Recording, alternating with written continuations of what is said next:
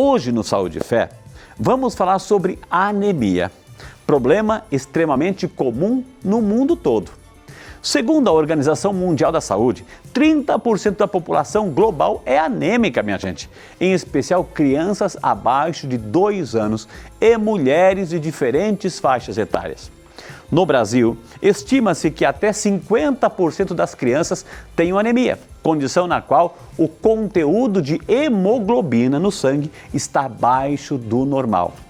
Porém, para conversar um pouco com a gente sobre o tema e esclarecer muitas dúvidas, eu e você vamos receber, ele já esteve aqui com muito carinho, mas é tão bom quando a gente aprende com os nossos especialistas, médico hematologista, o doutor Evandro Secchi Rosa. Doutor Evandro, bom dia, bem-vindo, doutor. Mais uma vez aqui. Que honra recebê-lo, saudade do senhor já, doutor, né?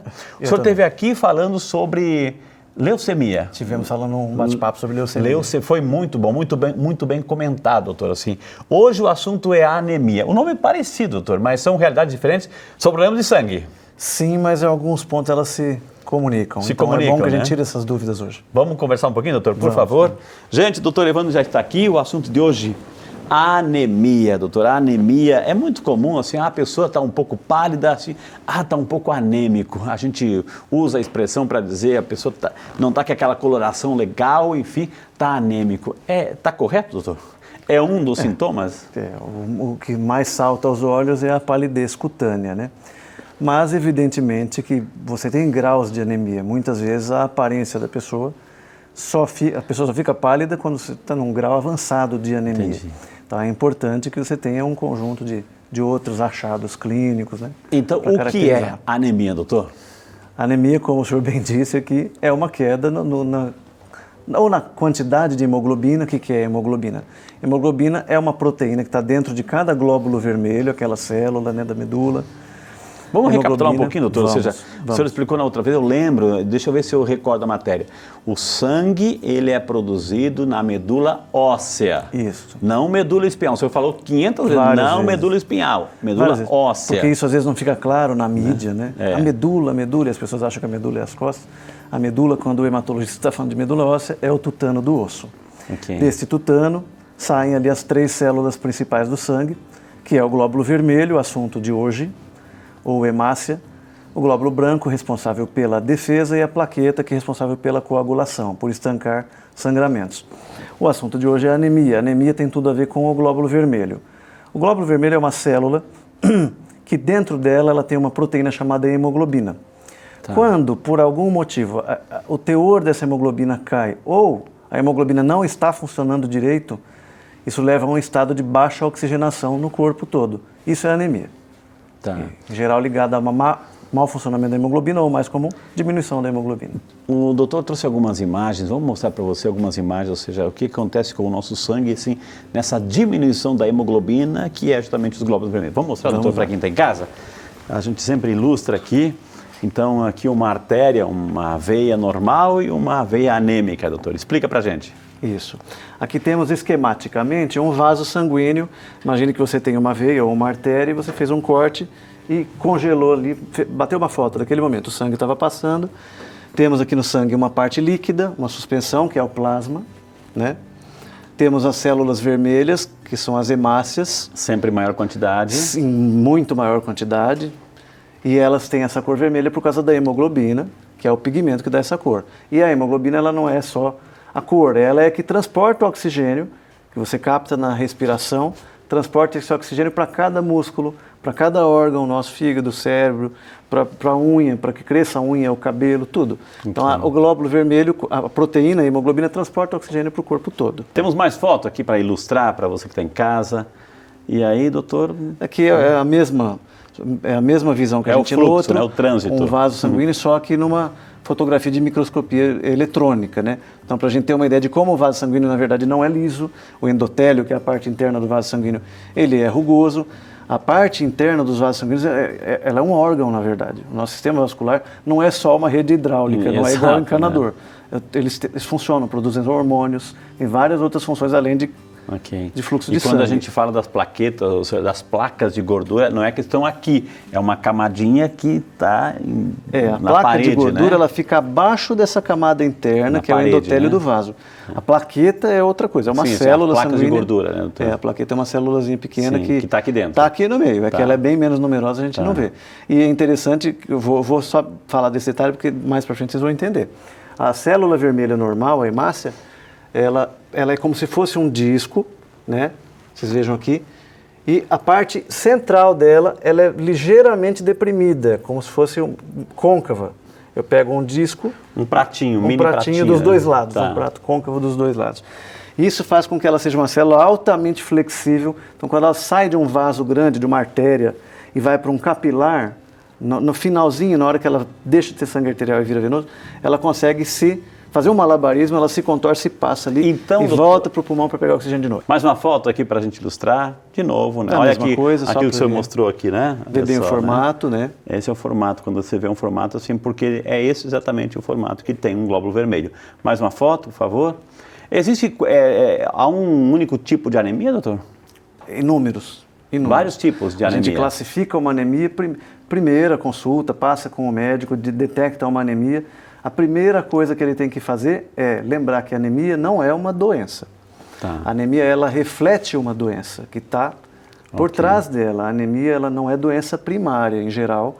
Ela é reflexo de algum outro distúrbio. É consequência de uma outra doença. Algum outro distúrbio. Por exemplo? Neste caso, eu gostaria de aproveitar a imagem para falar de uma anemia que é hereditária, que no Brasil é relativamente comum, atinge aí 1, 2% da população, que é a anemia falciforme. Falciforme. A anemia falciforme é uma anemia que não é por carência de ferro, de vitamina B12, nada disso. Ela é um defeito na membrana da hemácia. Então a hemácia ela perde aquela capacidade de se deformar. Então ela perde aquele formato de disco bicôncavo. Ok, aquele pratinho. Ela né? circula, parecendo um pratinho. Aí na hora que ela passa num vaso sanguíneo e tem um estreitamento, igual aqui, que é o que a gente chama de capilar, a célula normal, ela dá uma dobradinha nela mesma e passa. Larga aqui no capilar o oxigênio para o tecido e volta para o pulmão para pegar o oxigênio. A anemia falciforme, a célula perde a capacidade de deformação, porque ela não é um disco bicôncavo, ela tem a forma de uma foice. Daí o nome falciforme, forma de foice. Ok. Quando chega no capilar, é igual o trânsito de São Paulo, né? Elas acumulam ali, formam engarrafamento, não conseguem passar. Pode bloquear aqui, doutor? Bloqueiam aqui. Pode provocam- bloquear? Bloqueiam, essa é E a aí? causa dos sintomas da anemia falciforme. E aí isso provoca muita dor, esse bloqueio, má irrigação, má oxigenação, microtromboses, não passa o sangue mais ali. Então essa é a base da patologia dessa doença. E se a artéria tem placas de gordura, pior ainda, doutor? Muito pior. Se você tem diabetes, não cuida, pior. não trata, obesidade... Isso acontece né? em quem não trata de problemas de colesterol, diabetes, mas não porque o glóbulo vermelho esteja doente. Porque aí é o contrário, é o vaso que está doente. Está estreito O demais. engarrafamento. Então fazendo obra na pista. Aí é obra na pista. Entendi. Aqui não, aqui é o carro que Ok. não souberam se ajustar e não deram certo. Boa, doutor. Mais uma foto aqui, mais uma foto. Aqui, então, é onde a gente encontra, doutor, assim, as proteínas, a alimentação saudável, para a gente ter, assim, uma boa quantidade de hemoglobina? É considerando as várias causas de anemia, agora eu tenho que dizer que realmente a mais prevalente são as anemias por carência alimentar, sobretudo a de ferro. E a anemia por deficiência de ferro, ela é mais comum em quem? Em crianças, conforme o senhor falou no começo, na chamada, porque muita gente acha que a criança vai viver de leite até 2, 3, 4 anos de idade e não é por aí. Uma alimentação é imprescindível até 6 meses, mas depois disso você tem que começar a introduzir outros nutrientes. Né? Então a alimentação da criança é a causa da anemia por deficiência de ferro. E na mulher em idade menstrual, porque muitas vezes ela perde mais do que o corpo consegue repor. Quando a pessoa tem uma perda sanguínea, e a mulher mais pra frente porque menstrua todo mês, o que se perde basicamente é ferro. O maior estoque de ferro nosso está no sangue. E em segundo lugar no fígado. Se a pessoa não tem uma dieta rica em ferro, e o que é uma dieta rica em ferro? Principalmente carne vermelha. Ela acaba tendo anemia. Então as fontes de ferro alimentar, as principais. Carne vermelha, sempre digo em primeiro lugar. Em segundo lugar, carnes brancas, porque carne é músculo também, né? Frangos. Então, músculo é outra fonte de ferro. Peixe, frango. E aí, em terceiro lugar, mas um terceiro lugar bem distante, aí vem as verduras, frutas secas, né? Feijão, grãos, né? Soja, grão de bico, Por que esse terceiro lugar é distante? Porque a forma química do ferro da carne é o ferro que a gente chama de ferro M, ferro ferroso, né? Tá. Para quem lembrar um pouco de química. Ele é absorvido de imediato. Então, o que eu como, o teor de ferro que eu tenho numa carne vermelha, eu absorvo 85% dele, já pronto para uso pela minha medula. O ferro dos vegetais eu absorvo 15 a 20%. Ele é um ferro da forma férrica, não M. Tem a ver tudo, aqui bom, tem que ter muita fé, mas aqui é ferro, tá? A gente tem que ter muita fé, mas é saúde e fé, mas aqui é ferro, a plaquinha de ferro aqui. Então, doutor, assim, o fato de sermos, né, origem animal, etc., carne de animal, então é o que compacta melhor, é absorvida maior. É a melhor quantidade. fonte de ferro, a mais imediata. Entendi. Há uma tendência hoje, eu percebo, as pessoas começarem a diminuir o consumo de carne, o que globalmente é bom para o planeta e para a gente. A carne tem muito ferro, mas também o excesso dela. Hoje tem estudos mostrando que parece que aumenta a incidência de câncer intestinal. Então tudo, gente, é equilíbrio. Okay. Tudo é equilíbrio. Então, doutor, assim, eu estou falando das crianças, isso é um recado muito interessante, que é para você que está acompanhando, você mãe, etc. Então, a gente está vendo, assim, onde que você pode ter uma alimentação equilibrada para o seu filho. Esses fast food, essas bolachas, esses doces exagerados, assim, esses pacotes, assim, de fast food, isso em nada acrescenta e... Calorias vazias. São calorias vazias. Gordura, não tem vitamina, tem pouco ferro. Você vai entupir a veinha lá, doutor. E começa desde cedo. Hoje a gente tem a criançada toda desde pequeno com colesterol alto. Muitos já obesos desde pequenos. Ok. Então você já antecede em muitos anos a arteriosclerose. Doutor Evandro, por favor, entre aqui em nossa salinha da saúde. Anemia, se tivéssemos que definir anemia. Anemia é um estado de baixa taxa de hemoglobina no corpo.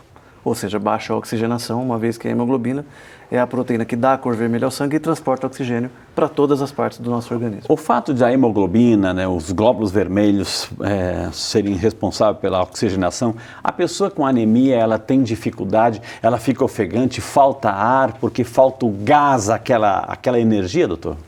Sim, no estágio mais avançado da anemia, ela tem falta de ar, inclusive para pequenas atividades, para pequenos esforços.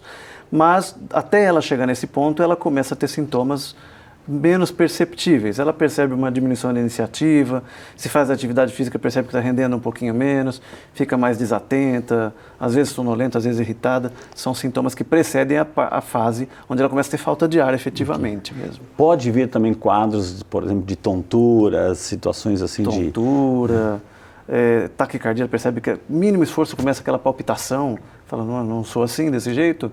A pessoa estava acostumada a pegar um determinado peso, não consegue mais, cansa muito rápido. Sobe uma escada, já tem que parar no meio do degrau. Né? Doutor, quando vocês médicos pedem para que a gente faça um hemograma, um exame de sangue, enfim, lá aparece, tem algum índice que a gente pode detectar, opa, tem um quadro anêmico porque tem uma numeração, está abaixo disso ou está acima disso, então tem anemia. É exatamente isso. No hemograma você tem discriminados valores para as células vermelhas e se a hemoglobina está fora dessa faixa, eu já sei que é uma anemia, se ela está abaixo dessa faixa. E aí tem outros índices ali que me dão pistas da causa da anemia. E mais abaixo do hemograma também tem as informações dos glóbulos brancos e das plaquetas. Mas sim, na parte inicial a gente já tem as informações. Se é anemia, hemoglobina abaixo de um determinado valor crítico e outros dados que me dão a pista de onde é.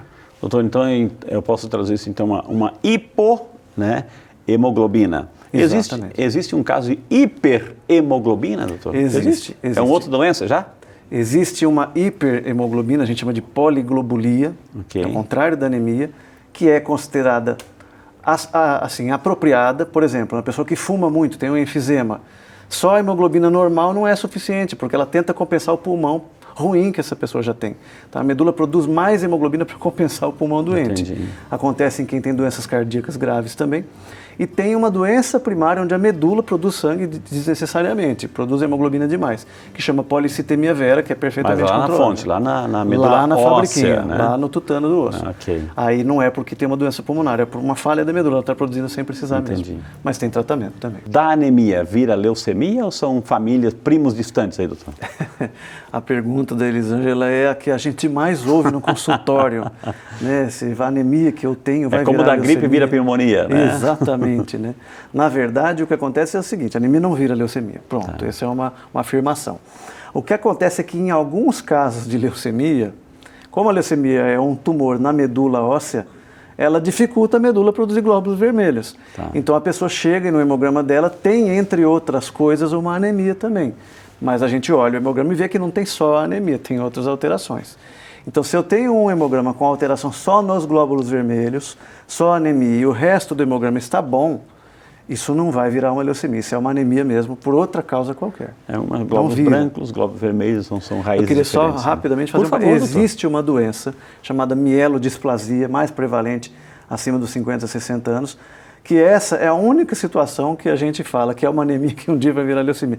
Mas, na verdade, ela não é uma anemia verdadeira, ela é um defeito na célula-tronco, que começa com uma queda de hemoglobina e aí, ao longo dos anos, vai seguindo com o hematologista e se a gente não intervém, essa vira leucemia. Mas é a exceção da exceção da exceção. É uma doença muito rara. Por isso que vale Então, a pena sempre perguntar aqui, viu, gente? E aí, doutor, anemia, cirurgias, anemia e doações? Nied, essa é outra pergunta frequente, mas essa é uma pergunta mais frequente vinda dos cirurgiões do que dos pacientes. Porque é frequente a coexistência de anemia com alguma doença que precisa de cirurgia. Então, não, via de regra, a anemia não impede a cirurgia. O que a gente tem que fazer como hematologista é jogar essa hemoglobina num nível mínimo de segurança para que o anestesista possa fazer anestesia e o cirurgião opere tranquilo. Então, a anemia ela não é um impeditivo definitivo de uma cirurgia, ela é um impeditivo temporário. Okay. A gente sempre é acionado para corrigir essa anemia. Trata a primeira anemia e depois faz cirurgia. Se for uma cirurgia eletiva, a gente vai corrigir sem transfusão. Se for uma emergência, muitas vezes a gente usa, inclusive, transfusão. Aí a gente dá um ok para o anestesista e para o cirurgião. Um anêmico, doutor, assim, claro que tem uma baixa produção de glóbulos vermelhos e hemoglobina, mas pode doar sangue, não? Não. Também não? Não, ele precisa? Até para a gente doar, vamos considerar que nós dois sejamos saudáveis. Okay. Até para a gente ser doador, não basta eu ter o normal só. Eu tenho que ter a hemoglobina normal e mais um pouquinho. Okay. Que é um testezinho que você faz no dedo do doador, quando ele vai no banco de sangue. Para ver se a tua fonte recupera aquilo. Você tem que ter uma margenzinha para você doar, favorecer uma outra pessoa e não se prejudicar. Afinal de contas, são 400 ml de sangue que você vai doar.